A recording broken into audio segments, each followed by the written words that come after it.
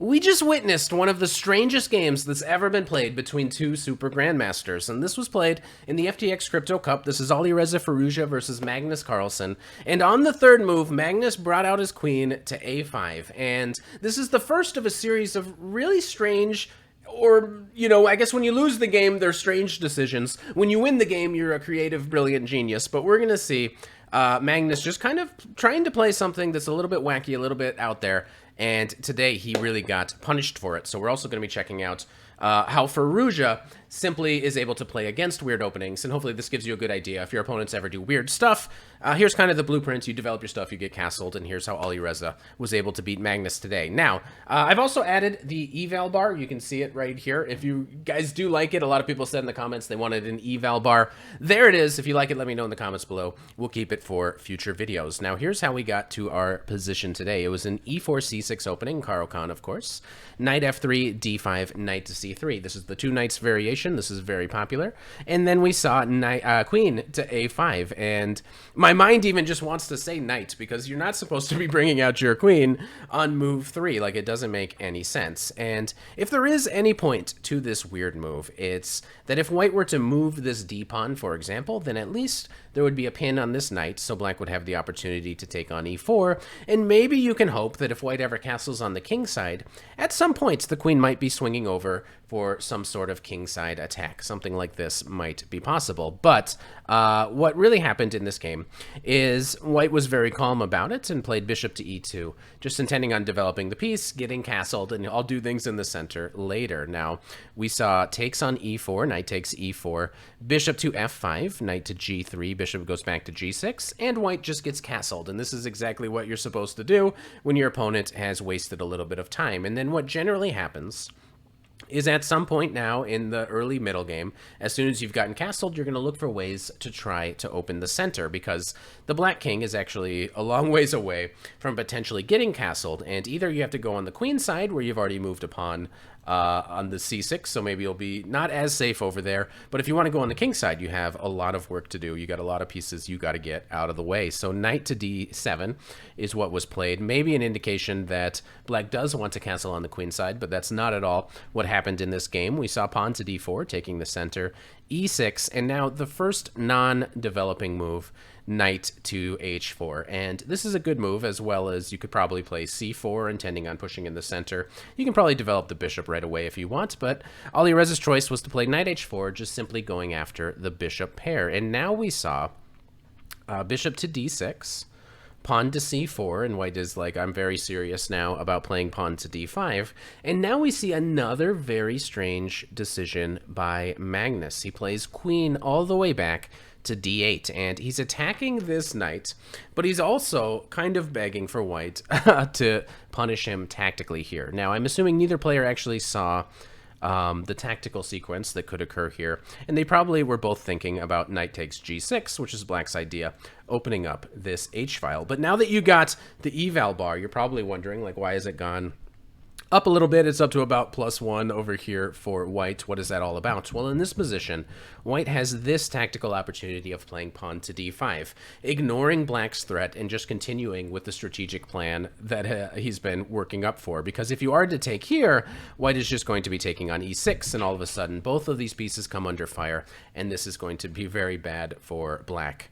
So instead, after queen to d8, we saw takes on g6, takes, and now pawn to d5. And here is where Magnus gets to kind of reveal his plan. The whole point behind queen to d8, and you're kind of wasting time going back and forth, is that he's going to move the queen for a third time in order to try to get some sort of checkmating attack. And at first, it actually looks a little bit dangerous, because we're going to have to play pawn to h3, and maybe you're worried that you might be losing this knight on g3, but it turns out that white is not really bothered at all. White doesn't feel the need to do anything about that knight for quite a long time here.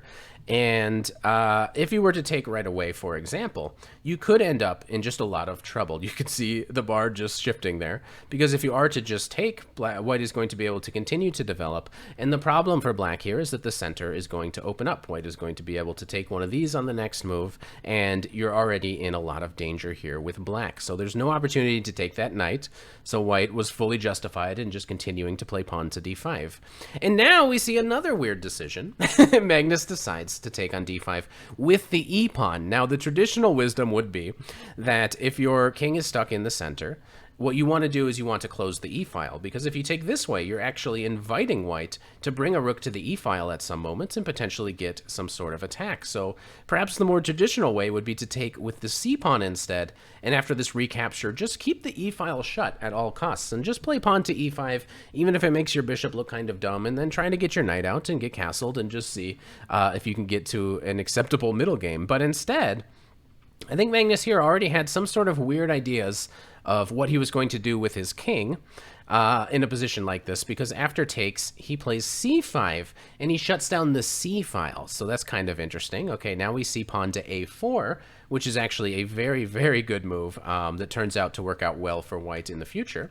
The idea is to be able to bring this rook up to a3. So now if black gets greedy and decides to take this pawn, which is not what happened, we would see this position on the board, and the rook would be coming to a3. And now the rook is able to swing over, but also almost wherever this queen goes, you're running into the fact that maybe you're going to be hit with some of the other rooks. It's all kind of getting difficult from black, and white is going to be able to develop the pieces rapidly. So that's why we saw Magnus not tempted to try to win a pawn in this position, but instead we saw this move, pawn to a5, and this is the one that makes the eval bar kind of skyrocket, kind of a weird decision. You might have thought that Magnus was going to castle on the queen side, but I think here he already has some sort of ideas that the king is going to do, I don't know, some sort of like weird maneuvering in order to get safe, and maybe he's imagining some sort of pawn structure like this, where the king is somehow safe over on the queen side, and white will never be able to break through. Like, that must be the idea. Because it does look like perhaps if you could get some position like that and you could get this structure with the king over there, maybe the king would just be totally safe. Who knows? But white plays bishop to b5, pinning the knight. Knight to f6, and now comes rook to e1. So here we're going to see that the king is forced to move over, and the king does decide to go to d8. And this must be Magnus's idea. The king's coming over here. That's how he's just going to be chilling, but it just doesn't really quite work. Rook to a3 is a very nice move, and white even finds a really nice move connected with it. So not only are you defending your knight, but what he does in a couple moves here is actually very instructive. I thought it was very nice. After rook to e8, we saw captures, and now a very strong move, rook to c3. And the beauty of this move is that the rook is going to go to c4, and not only has white therefore improved his piece, but it's going to force this queen to go to a very awkward passive square, and that's exactly what happens. King goes back to d8, rook to c4, and this forces the queen to go all the way back to h8. So a really nice maneuver, just getting that queen to go to a more passive square. I really like this one. Then I've exposed everything. Oh no. Hopefully you guys didn't see the finale of the game. After we got to this position, we saw rook to c4. It was so beautiful, I just wanted to see it again.